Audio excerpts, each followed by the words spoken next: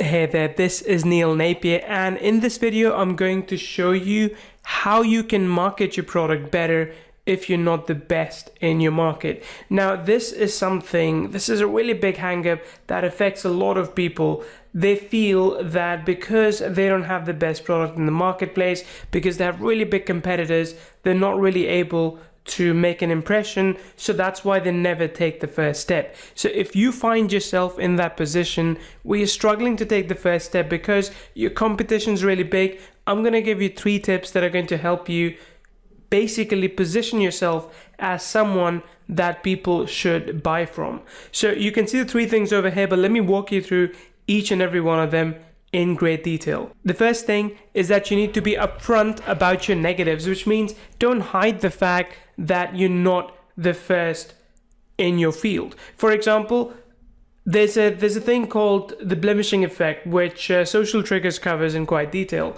It talks about how people are okay with you having something negative as long as you're upfront about it. If you kind of try and hide it in a positive thing, people read through it. Instead, tackle it head on. And it's the same advice that you get when you're going for a job interview. When they ask you about your weakness, don't say, I don't have any weakness. Don't say, oh no, I'm pretty good at everything. Instead, be upfront about it and turn that around. So say something along the lines of, in a job interview, you could turn around and say, I struggle to be productive, but I'm working on that. I'm working on making lists, making schedules, and I'm confident that I'll be able to overcome that. That's a positive way to spin what is an otherwise negative. If they ask you and you don't talk about the fact that you are not productive, and then when you're working and turns out you're actually not productive, it'll count against you. So be upfront about your negatives, which brings me to the second point, which is satire or jokes or humor works really well. Avis have got this beautiful ad. Let me show you this. Let's go here. So Avis have got a really beautiful old ad that says Avis is only number 2 in rent-a-cars. So why go with us? We try damned hard, right? So they ran with this campaign for a long time. They talked about how, and you can read all about it, like if you just Google it, Avis basically turned around the fact that they were an underdog into a positive thing.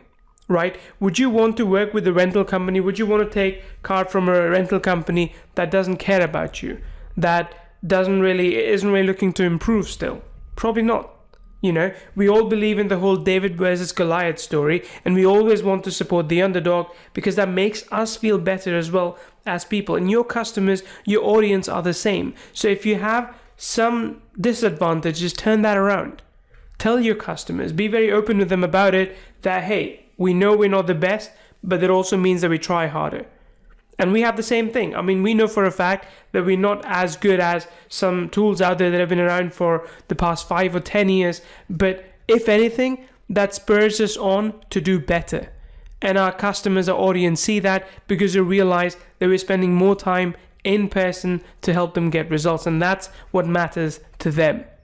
So you might think that you're not as big as your competitors, but if anything, that gives you an advantage because you can actually be more personal with your customers. Which brings me to the third point. And I know I kind of made a spelling mistake there, but that is create a better community.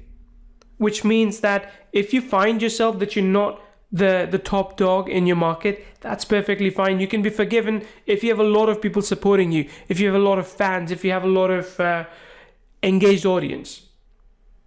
So build a better community. Build a community where people help each other because they'll stick around for that. They'll stick around because they know that if they are in a group, they will get help from everyone. They will get camaraderie from everyone.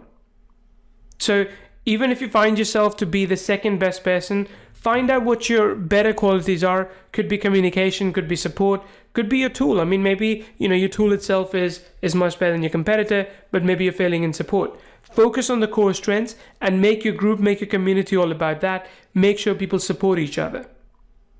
So if you do all of this, I'm very confident that you'll save your money, that you'll save your customers, you will save your business. But for that, you got to be upfront about your negatives, turn that into a positive thing by overcoming your weakness, and have some fun with it as well. It's okay once in a while to point out that, yep, we're not the best, but that does mean we try harder. We're not the best, but it does mean that we provide better support, or I provide personal support, and then create a better community around you, around your cause. And if you can do that, I can guarantee you that the response, the results that you will get will soon take you up to number one.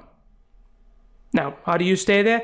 Well, that's for another video. In the meantime, make sure you subscribe to this channel. Make sure if you like this video, you hit a like, you leave us a comment, and I'll be happy to create more videos like these.